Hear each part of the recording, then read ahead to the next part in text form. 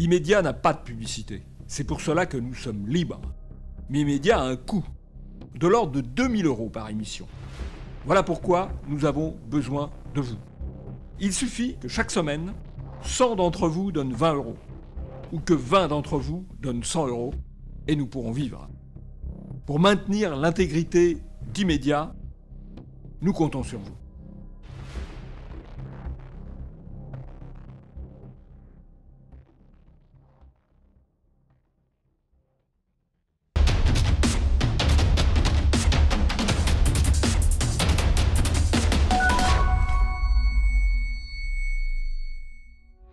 Bienvenue dans ce nouvel Immédiat. Bonjour Hervé. Bonjour Jean-Yves. Je suis fils d'immigrés, noir et pédé. Ce sont les mots qui étaient inscrits sur le t-shirt de DJ Kiddy Smile lors de la fête de la musique à l'Elysée. Un message politique qui fait polémique. Bobard pour l'hebdomadaire américain Time. Yanela, la petite fille devenue le symbole des enfants séparés de leurs parents par la politique de Donald Trump, serait une fake news. Taisez-vous, Laurent Ruquier dérape face à son invité Nicolas Dupont-Aignan. Samedi 23, le député de Debout la France était l'invité de l'émission On n'est pas couché. Le talk show a tourné au lynchage, tous contre un. Et vous retrouverez votre zapping et les tweets de la semaine. Samedi 21 juin, c'était la traditionnelle fête de la musique. Fête de la musique avait été lancée par Jack Land. Pour la première fois, l'Elysée ouvrait ses portes à plusieurs prestations et notamment des DJ connus de la scène parisienne. Plusieurs médias étaient là, notamment la presse People, Closer. Photo, Brigitte et Emmanuel Macron célèbrent la fête de la musique version électro à l'Elysée. De la même façon, avec elle, toujours incroyable photo d'Emmanuel et Brigitte Macron qui font la fête de la musique. France Info qui tourne aussi en type presse people, en images, DJ, danseurs, bière sans alcool, la surprenante fête de la musique à l'Elysée. Mais la polémique n'est pas tant dans la fête de la musique que la prestation qui a été faite par Kiddy Smile. Kiddy Smile qui était un DJ qui avait annoncé sur son Facebook le 20 juin qu'il allait faire cette prestation à l'Elysée.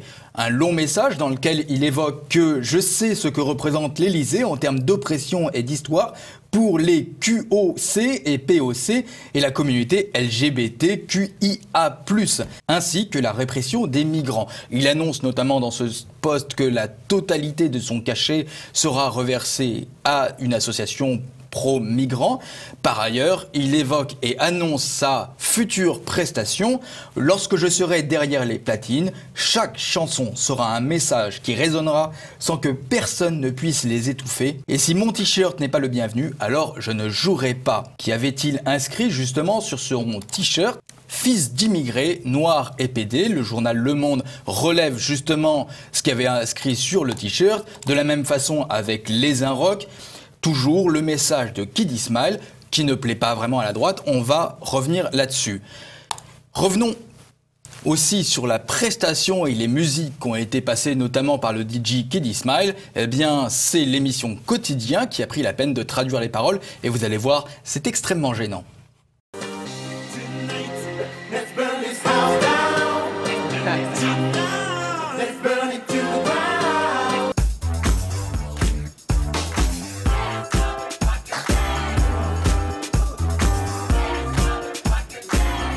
Oui, ce qui est important de comprendre, c'est qu'il y a un message politique. Le DJ le dit, il a un message politique à travers les chansons qu'il choisit.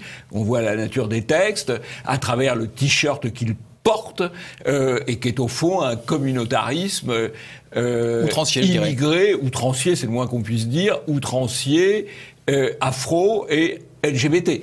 On n'imagine pas un seul instant que quelqu'un ait pu faire cela à l'Elysée avec un t-shirt français de souche, blanc, hétérosexuel. Donc c'est bien là qu'on voit que c'est une fausse provocation finalement. Une polémique en tout cas extrêmement importante sur Twitter où le lendemain de la fête de la musique, on voyait notamment des vidéos de cette fête de la musique à l'Elysée, mais on voyait surtout cette photo avec Emmanuel Macron et sa femme posée avec un groupe et notamment ce DJ Kiddy Smile. Simplement, l'Elysée, cette fois-ci, a choisi d'assumer cette photo. Oui, elle dérange. Diffusons cette photo puisqu'elle gêne tant une partie de la classe politique qui banalise les propos racistes et homophobes. Juste comme ça a l'air de rien. Alors, bon, d'abord, la photo, elle est limite partout dans le style, donc on peut comprendre que ça puisse choquer. Ensuite, le simple fait de la critiquer, c'est quand même assez extraordinaire, le terrorisme intellectuel de ce Castaner, porte-parole du gouvernement. Le simple fait de critiquer cette photo et le message politique du DJ, eh ben, c'est raciste et c'est homophobe, et donc vous n'avez pas le droit. C'est vraiment, on pose l'interdit, lui a le droit de porter un message politique, le DJ, à l'Élysée, il a le droit de se revendiquer de fils d'immigrés, d'Africains, de LGBT et que sais-je encore, mais vous n'avez pas le droit de critiquer parce que si vous critiquez, vous êtes raciste et homophobe et ça c'est interdit. Deux temps dans la presse qu'on a pu vraiment remarquer. Le premier temps, c'est on relève juste le t-shirt de DJ Killy Smile où on n'évoque pas du tout la portée politique de ce t-shirt. On constate qu'il l'a, mais sans commentaire, sans dire qu'il y a quand même un problème sur le fait qu'il porte ce message politique à l'Élysée. Et dans un second temps, eh bien, la presse va réagir et porter ce DJ en héros. Un faux concert, suivez le buzz Killy Smile, héros de la fête de la musique. On a eu aussi le Huffington Post, fête de la musique à l'Élysée. Le Pen et les Républicains ne se remettent pas de la prestation des danseurs de Killy Smile, ne se remettent pas. C'est quand même une manière de culpabiliser les politiciens qui ont réagi aux photos, aux vidéos de la fête de la musique à l'Élysée. Là, le Huffington Post applique strictement la consigne du porte-parole du gouvernement d'appliquer l'interdit de la critique de cette fête de la musique à l'Élysée. Sur Agoravox, fête de la musique à l'Élysée, Emmanuel Macron indigne la fachosphère. C'est une manière un peu réductrice de voir les choses et toujours cette manière, en fait, pour moi, de diaboliser les polémiques qui peuvent y avoir avec ce mot, la fachosphère. Et enfin, les Inrocks, pour Nicolas Sirky, c'est la vieille France homophobe et raciste qui critique la fête de la musique à l'Élysée. Alors, qui est Nicolas Sirky ? Eh bien, c'est le leader, c'est le chanteur principal du vieux groupe Indochine. Voilà, un vieux groupe, mais un vieux groupe politiquement correct depuis l'origine. Très militant sur la... une des raisons de son succès. Très militant sur les causes homosexualistes, en tout cas. Hein. Donc c'est vrai que... Depuis très longtemps. Depuis très longtemps. Hein. Donc une certaine partialité, en tout cas, dans cette interview. Hein. Alors pour certains intervenants, eh bien, en fait, il y a pas de vraie politique. Pourquoi ? Parce que il est possible de faire un parallèle entre le carnaval du Moyen-Âge, qu'on pouvait appeler aussi les charivaris, hein, et cette fête de la musique. Moi, j'ai fait le rapprochement avec le carnaval. Vous savez, le carnaval à l'époque médiévale, c'était le jour dans l'année où tout s'inversait, où on ne savait plus qui était homme, qui était femme. Les puissants devenaient pauvres, les pauvres devenaient puissants, et on ne savait pas qui faisait quoi et qui était qui. Et là, j'ai l'impression que cette fête du 21 juin de la musique, c'est un peu devenu ça. Bon, c'est une interprétation très intellectuelle qui, à mon avis, ne tient pas la route. Le carnaval, c'est vrai qu'il y a un peu de ça. Il y a de l'inversion dans le carnaval, mais c'est très codifié. D'abord, c'est pas du tout la période de l'année du solstice d'été. C'est plutôt au mois de février-mars.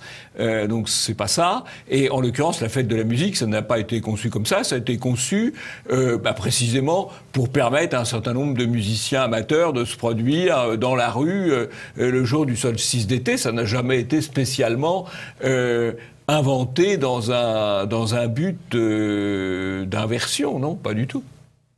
Deuxième argument que j'ai aussi retrouvé, eh bien, c'est le fait que l'Élysée, en soi, ne représente rien. Après, l'Élysée, ça a toujours été un palais bourgeois où il y avait des grands bals au 19e siècle, sous Bonaparte. Voilà, j'allais dire un palais de luxure. C'est un endroit qui n'incarne rien, dont il faudrait s'interroger, où il ne s'est jamais rien de passé, historiquement parlant, d'intéressant. Oui, alors c'est un peu court quand même. L'Élysée, à l'époque du général de Gaulle, était un vrai lieu de pouvoir. Aujourd'hui, on peut penser qu'une partie des pouvoirs est partie ailleurs, à l'étranger, dans les grandes entreprises, dans les grands lobbies, ça c'est vrai, mais ça reste l'endroit le plus protégé de France. Donc ça prouve que ça a encore un pouvoir symbolique, si vous voulez. Maintenant, on ne peut même plus marcher devant l'Élysée. C'est protégé quasiment militairement. Donc ça prouve que ça représente encore quelque chose. Même si c'est vrai, une partie du pouvoir est partie ailleurs. Ça, c'est sûr. Et derrière cette question, en fait, il y a la problématique de la symbolique et de la symbolique en fait notamment du pouvoir présidentiel. On l'avait vu il y a une semaine, eh bien Emmanuel Macron a essayé de se redonner une posture face à un jeune homme qui l'appelait Manu, il avait été corrigé. Aujourd'hui, finalement, on a des lobbies LGBT, on a des lobbies immigrés qui dansent de manière relativement indécente au moment de la fête de la musique. Eh bien, Charlotte Dornelas se pose cette question avec cet argument. Emmanuel Macron est-il juste fort avec les faibles et faible face aux forts? C'est un argument que j'ai vu énormément sur Internet. Mais tout le monde a fait le rapprochement. Il y a 3 jours, Emmanuel Macron fait bombe le torse devant un gamin de 13 ans en lui expliquant « tu respectes la fonction ». Et hier, il nous offre un spectacle totalement surréaliste avec un gars qui se revendique communautaire à la fois africain et LGBT. Ça fait quand même énormément de choses. Oui, alors je crois que Macron, il fait de la com. Et donc, la com, on va fortement dans un sens, on va très à gauche, on communique sur on va très à gauche. On va très ailleurs, on communique sur le très ailleurs. Et à chaque fois, on fait parler. Ça, c'est de la com. Ça finit aussi par s'user. Et je crois qu'il y a un certain nombre de Français qui commencent à être un peu inquiets de la com de Macron quand il est familier avec le pape, quand il broie ou fait semblant de broyer la main de Trump, quand il donne la leçon à Poutine. Tout ça, c'est contraire aux convenances diplomatiques, c'est contraire au protocole. Et quand il s'affiche au sein d'un groupe métrosexuel à l'Élysée, tout ça, ça heurte, je pense, pas mal les Français, et qu'il y a de plus en plus de gens qui disent « il nous fait honte ». Moi, j'entends ça, « il nous fait honte ». Et là, ça peut être une mauvaise com. Jean-Yves, passons au zapping d'immédiat.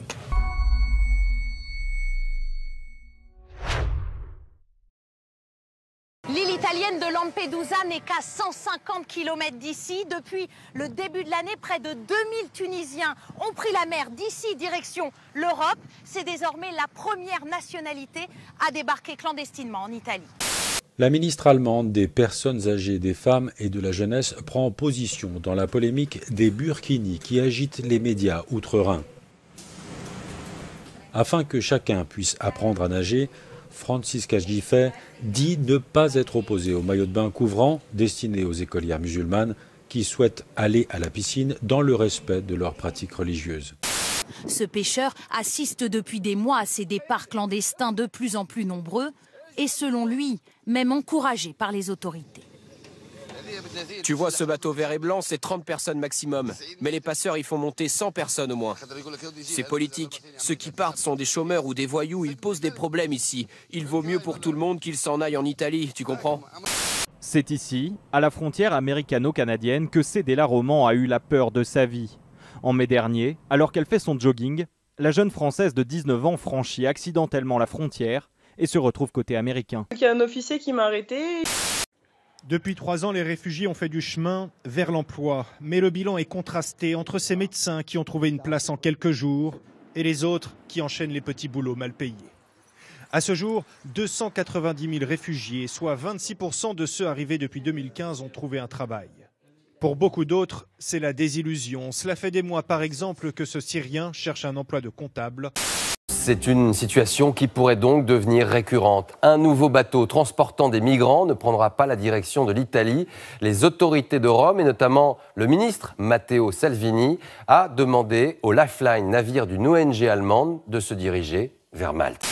On se demande souvent jusqu'où les citoyens peuvent aller en termes d'accueil, mais la question peut aussi se poser dans l'autre sens. Dans les Alpes, une milice d'extrême droite semble faire sa loi depuis plusieurs mois. Ses membres vont jusqu'à arrêter les migrants qui tentent de passer la frontière, ce qui est totalement illégal. Regardez ce reportage édifiant de Baptiste Guénet et Alexandre Lepinet. Organiser des gay pride, financer des films d'auteurs LGBTQI+, ou du porno gay, et vendre ses plages et même son armée comme gay-friendly, tout en s'appelant Israël, ça s'appelle du pinkwashing. Et c'est de plus en plus critique. Mais qu'est-ce que le pinkwashing ? En gros, c'est une façon pour Israël de se donner une image positive et progressiste aux yeux du monde en défendant les droits de celles et ceux qui étaient et continuent d'être opprimés. Ce que je sais en revanche, c'est que ça reste un pur procès d'intention, que rien n'étaye, à part la conviction des gens qui le pensent. Or ce sont eux, évidemment, que la chaîne Qatari, aux antipodes du journalisme, choisit d'interroger. Le fin mot de l'info. Dans le monde en noir et blanc d'Agi+, il n'y a aucune place pour le rose. Et pour dénoncer cette maltraitance animale, ils utilisent des images chocs. On les voit sur ces pancartes qui sont brandies dans les rues de Paris. Katia Kerbous va vous les montrer. On y voit des cochons, des lapins, des oies, des veaux, des vaches. Et l'Europe toujours divisée sur la crise migratoire. Le mini-sommet organisé hier à Bruxelles n'a rien apporté de concret et les débats virent à la cacophonie entre ceux qui souhaitent organiser l'accueil des migrants et ceux qui s'y opposent. Pour Bernard-Henri Lévy, invité du grand rendez-vous d'Europe 1 dimanche, les crispations de certains sont la marque d'une décomposition intellectuelle qui n'a rien d'objectif. Il n'y a pas de crise des migrants. Le solde migratoire est nul. La loi fake news, il y a 10 jours. La loi fake news, il y a 10 jours. La fameuse loi fake news que voulait porter le président de la République. Le gouvernement et les députés En Marche n'ont même pas été capables de se mettre d'accord. Elle n'a pas été votée. C'est un échec. Elle n'a pas été votée. Elle est reportée aux calendes grecques. Depuis 16 ans, Nicolas se déplace en fauteuil roulant. Nicolas est hémiplégique. Sa voiture a été percutée par un camion. La cause de l'accident, pour moi, c'était la vitesse. Parce que le camion il roulait vraiment trop vite. La femme de Nicolas est morte dans l'accident. Alors pour lui, pas de doute, l'abaissement de la vitesse est la solution. Nicolas veut s'adresser à tous ceux qui doutent.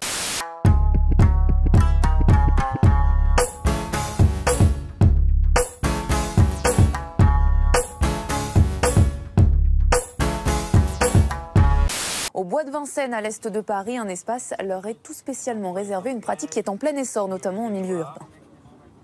C'est un endroit où on peut venir pratiquer le naturisme librement, qu'à Paris, j'en connais pas d'autres. Moi, je l'ai toujours fait, c'est naturel. Mais c'est très codifié, c'est très spécifique, c'est pas n'importe quoi. Là.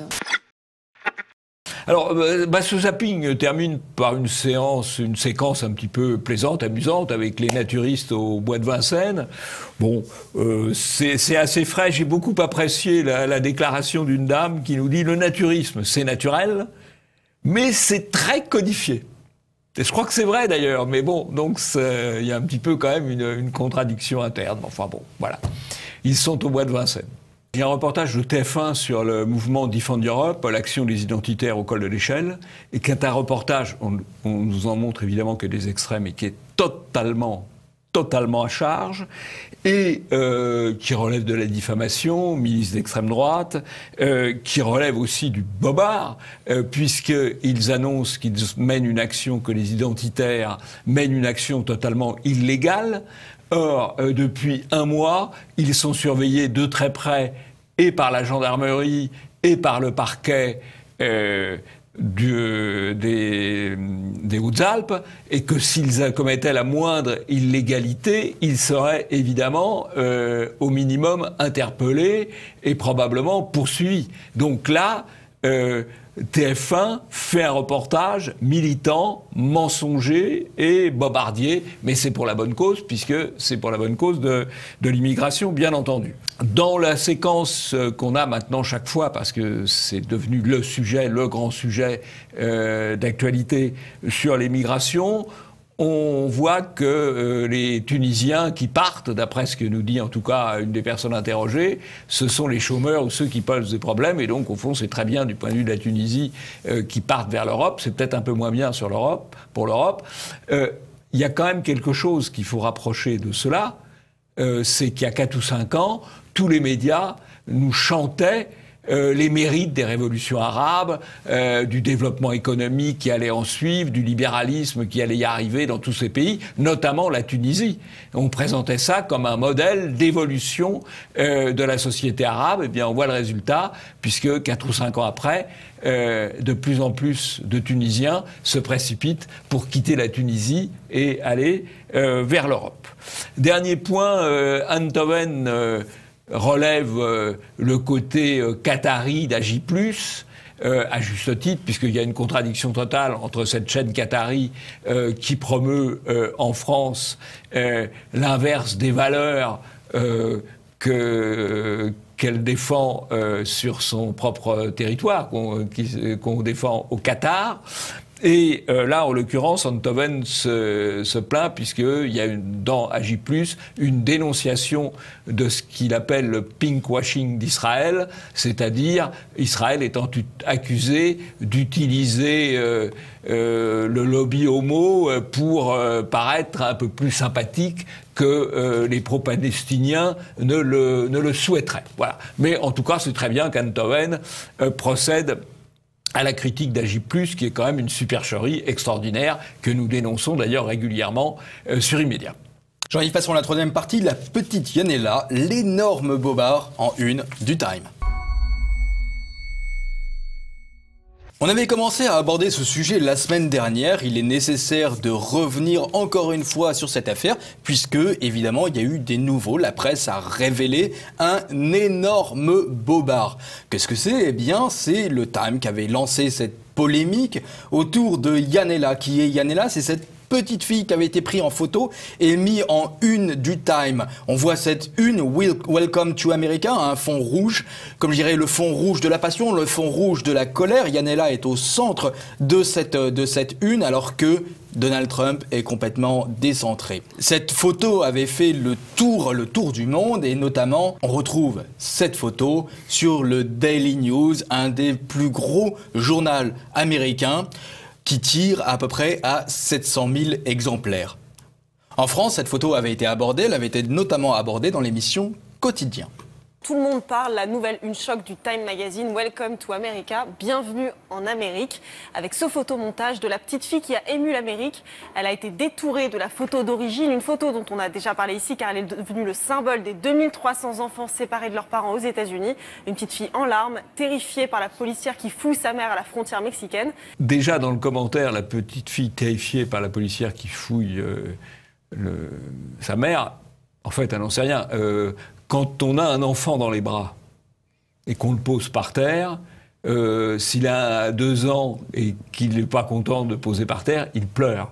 C'est tout à fait naturel. Il n'a pas besoin, un enfant qui est posé par terre, il pleure s'il veut rester dans les bras du parent qui le tenait. Il n'y a pas besoin que le parent soit fouillé ou pas fouillé par quelque policier que ce soit. Ça, c'est déjà de la mise en scène, c'est de la scénarisation. Et c'est vrai qu'une petite fille qui pleure ou un petit garçon qui pleure, eh bien, le réflexe naturel, c'est de le prendre dans les bras. Voilà. Donc on joue là-dessus, on joue sur l'émotion. Quel était l'auteur de cette photo ? Eh bien, le photographe s'appelle John Moore. John Moore, il est assez connu du milieu médiatique. Pourquoi ? Parce qu'il a reçu le prix Pulitzer. Alors, Jean-Yves, qu'est-ce que c'est que le prix Pulitzer ? Alors, le prix Pulitzer est un prix qui récompense des reportages, qui récompense aussi du photojournalisme. C'est un prix très réputé, mais en fait, qui sélectionne non seulement on peut dire le talent professionnel, mais qui sélectionne surtout le talent professionnel à condition qu'il soit orienté dans le sens du politiquement correct. Et les photos qui sont sélectionnées pour le prix Pulitzer sont généralement des photos qui portent un message politiquement correct. France Info a interviewé John Moore.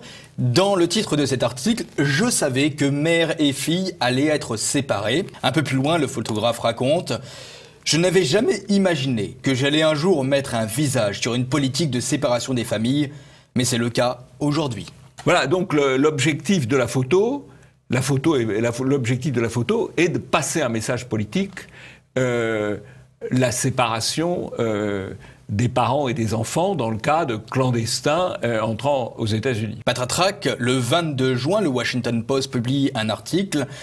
La petite Hondurienne qui pleurait en couverture du Time n'a jamais été séparée de sa mère. On apprend dans une traduction du Parisien qu'en fait, Sandra Sanchez, de 32 ans, la mère, n'a pas été séparée de Yanela et qu'elles sont retenues dans un centre pour migrants de McAllen, au Texas. Dans chaque news Libération, on apprend la réaction un petit peu de l'hebdomadaire Times. Dans une première version de son article, l'hebdomadaire écrivait que la fille que l'on voit sur la photo et sa mère, que l'on devine sur la droite de l'image, avaient été séparées. Le papier a été rapidement corrigé avec cet erratum en bas du texte. La version originale de cette histoire a été erronée en ce qui concerne le sort de la fille.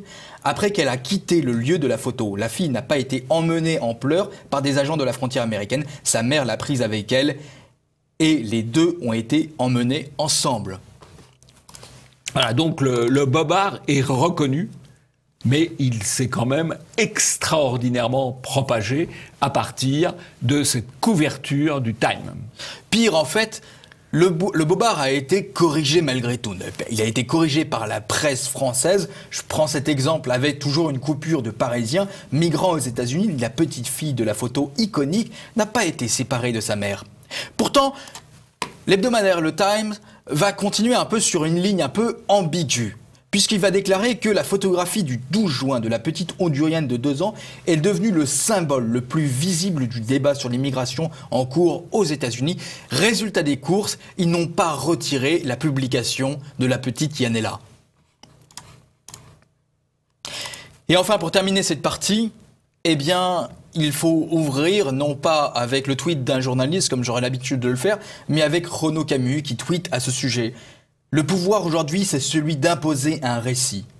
On nous impose le récit de malheureux migrants réfugiés en quête d'un asile. Ce récit dissimule de plus en plus mal la vérité d'un crime délibéré, le transvasement d'un continent sur un autre, la substitution ethnique. Voilà, alors je crois que c'est très important. Effectivement, on nous présente des récits. On nous présente des récits. Et dans ces récits, les enfants jouent un rôle déterminant. Vous savez qu'on reprochait au régime totalitaire du 19e siècle, du 20e siècle, pardon, on reprochait au régime totalitaire du 20e siècle d'utiliser les enfants pour la propagande. Eh bien, c'est exactement ce que fait le système politiquement correct. Les enfants sont des armes de destruction massive de la réflexion parce que il suscite évidemment l'émotion. Alors, qu'est-ce qu'on a eu comme enfant utilisé au cours des dernières années ? En 3 ans, au moins 3 exemples. En 3 ans, même en 2 ans, un peu plus de 2 ans. 3 ans, oui, vous avez raison. 3 exemples. Le petit Aylan, exactement, le petit Aylan qui effectivement est mort de 2015. Sur une côte turque, mais alors que le pilote du bateau était son père, que son père ne l'avait pas équipé de gilet de sauvetage et que son père ne fuyait pas la guerre, mais souhaitait aller se faire soigner les dents, je crois, au Canada. Donc c'est pas tout à fait la même histoire. Le petit enfant est mort, c'est vrai. Et la photo était émouvante. Et elle a été utilisée massivement pour justifier l'entrée massive d'immigrés au cours de l'année 2015-2016. Et puis on a eu le petit Omran, petit garçon couvert de poussière à la suite d'un bombardement en Syrie, et dont on a su, il y a peu de temps, on en a parlé sur les médias, qu'au lieu de prendre soin de lui tout de suite, il avait eu une séance de photos de 40 minutes organisée par les islamistes. Et ceci avait été relayé par l'ensemble des médias occidentaux pour desservir Bachar el-Assad. La scène sous les yeux du père qui a été absolument furieux qu'on n'apporte pas les premiers soins à son enfant. Voilà. Et la petite Yanela maintenant, qui n'a pas été séparée de sa maman, simplement sa maman l'a posée par terre, comme ça arrive quand même assez souvent pendant quelques minutes, pour les enfants. Mais on tue la réflexion et on amène un récit qui doit conduire à une politique. Si on n'est pas d'accord avec la politique que le récit suggère, alors on est inhumain et c'est pas possible. Allez, je vous rappelle quand même les mots de John Moore. Hein. Je savais que mère et fille allaient être séparées. Je savais, c'est-à-dire qu'il assistait à la scène et avait présupposé qu'ils allaient être séparés et a donc vendu la photo comme telle.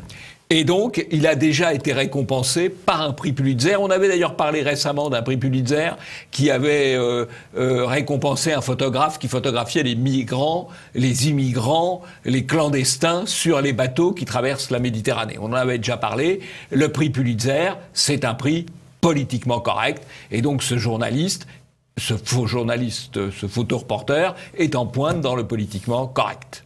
Jean-Yves, passons au tweet d'immédiat.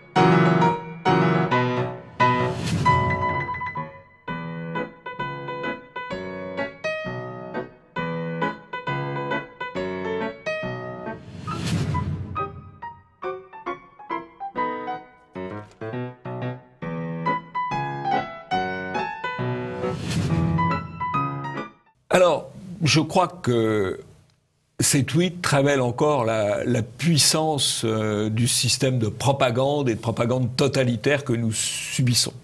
D'abord, il va y avoir la marche des fiertés, la Gay Pride, et là, on commence à être massivement soumis à la propagande, et notamment à Paris, où il y a un certain nombre de passages protégés pour les piétons qui ont été refaits aux couleurs LGBT, ce qui est une appropriation privée, une appropriation communautaire, une appropriation par un lobby de l'espace public.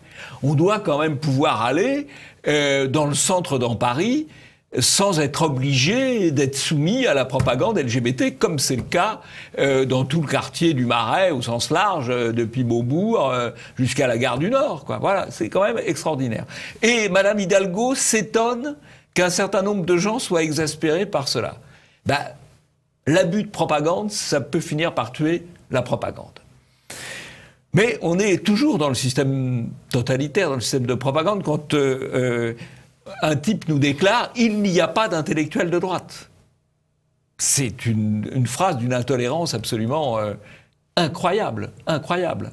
Bien sûr, Alain de Benoît, Renaud Camus et tant d'autres n'existent pas. Il n'y a pas d'intellectuel de droite. Probablement un intellectuel qui a dit ça. Pas sûr, pas sûr, pas sûr. Et puis la censure...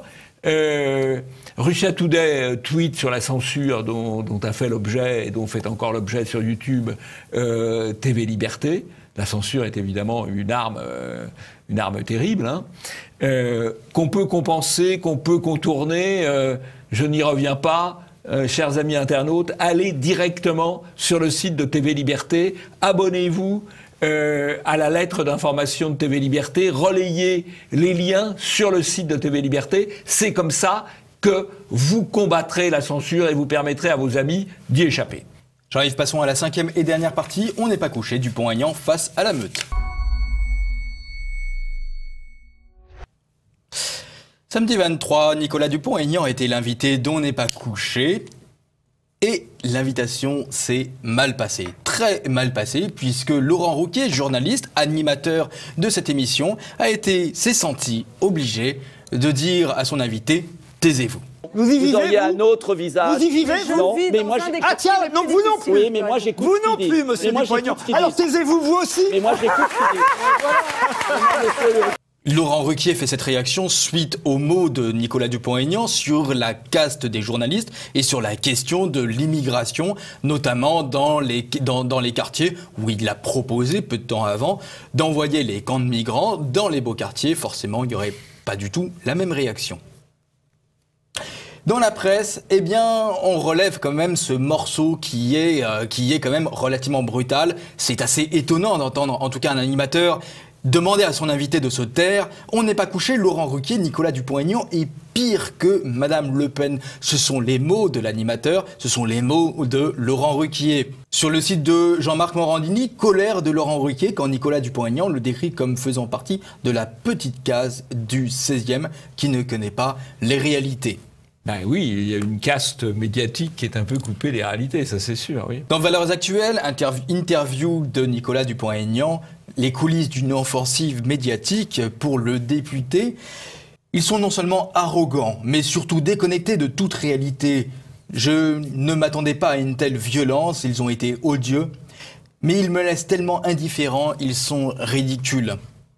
Pour Nicolas Dupont-Aignan, en fait, il était absolument nécessaire de se rendre sur ce plateau. Il savait quand même vaguement qu'il allait se faire lyncher par l'ensemble du plateau, puisque absolument tous les invités, ou presque, étaient contre lui. Oui, mais alors, un homme politique expérimenté sait que être tourmenté sur ce type d'émission, tourmenté par la classe médiatique, ça peut servir de turbopropulseur électoral. Donc, en apparaissant comme opposé à toute cette caste, ça ne peut être que bon pour lui. Il reste que, évidemment, il ne faut pas déserter ces plateaux, parce que ce serait probablement de la lâcheté. La polémique ne s'est pas arrêtée là, puisque très peu de temps après, Nicolas Dupont-Aignan a été invité par Pascal Praud pour s'expliquer justement sur cette Malheureusement, vous trouvez qu'il n'est pas respectable? Il est sorti du cercle démocratique. Ah oui, il est sorti du cercle démocratique alors comme 57% des Français. Non. Oui, alors Safran n'est pas journaliste, c'est un militant politique, donc il exclut de ce qu'il appelle le cercle démocratique les gens qui ont des pensées contraires aux siennes. C'est aussi là une belle image du totalitarisme. Je crois que si on prend un peu de recul par rapport à l'affaire Dupont-Aignan et par rapport à On n'est pas couché, le problème, c'est pas tellement que Dupont-Aignan va être accroché par des gens venus du camp d'en face. C'est qu'il n'y a que des gens du camp d'en face. Et qu'il n'y a jamais il y a parfois des hommes politiques qui peuvent être souverainistes ou qui peuvent être identitaires qui vont être invités, mais il n'y a pratiquement jamais de journalistes qui sont sur cette ligne-là, où ils sont à la périphérie, comme Zemmour, par exemple, et sur Paris Première, mais n'est plus sur des chaînes centrales, ou comme Charlotte Dornelas, qui est sur CNews et qui n'est pas non plus sur les chaînes centrales. Mais sur les chaînes centrales, les seuls journalistes, les seuls animateurs qui ont le droit de parole, le droit d'interroger, sont sur le politiquement correct et même l'hyper politiquement correct. Soyons justes, Charlotte fait quand même beaucoup de plateaux. Aujourd'hui, je m'en réjouis, elle est très douée. Donc, elle fait vraiment énormément de plateaux aujourd'hui. Elle n'est pas encore sur les plateaux centraux. Elle est sur CNews, elle est maintenant sur BFM TV, elle est allée sur Pujada, elle s'étend. Mais ça reste... une hirondelle. Une hirondelle qui ne fait pas encore tout à fait le printemps. Avez-vous un coup de chapeau à faire pour la fin de cette émission? Eh bien oui, le coup de chapeau, je vais le donner à nos amis internautes qui relaient TV Liberté, qui le relaient par courriel, qui le relaient par tous les moyens disponibles et qui envoient sur le site tvliberté.com. Il faut lutter contre la censure et mon coup de chapeau, c'est pour tous ceux qui nous aident à lutter contre la censure. Eh bien justement, je vais aller toujours dans votre sens pour terminer cette émission. Chers amis internautes, je vais vous proposer un défi. Un défi pour une semaine. En une semaine, essayez de trouver 10 de vos amis. 10 de vos amis. Et il faudrait obliger, ou en tout cas inciter ces 10 amis à s'inscrire à la newsletter, à la lettre d'information de TV Liberté. Actuellement, c'est le moyen le plus efficace pour nous de vous communiquer les nouvelles émissions et de vous envoyer justement ces émissions, puisque YouTube nous est aujourd'hui interdit. Il faudrait que chaque personne qui regarde cette émission jusqu'au bout puisse inciter 10 de ses amis à s'inscrire à la lettre d'information de TV Liberté. C'est votre défi de la semaine. En attendant, n'hésitez pas à partager justement cette information avec les moyens dont vous disposez, c'est-à-dire sur Facebook, sur Twitter, mais si possible en reprenant le lien renvoyant vers le site de TV Liberté. Continuez à nous envoyer les informations que vous voyez à travers votre propre veille médiatique. Nous regardons l'ensemble des mails que nous recevons à l'adresse i-media@tvliberté.com. Jean-Yves, je vous laisse le dernier mot. Rendez-vous pour le prochain Immédiat.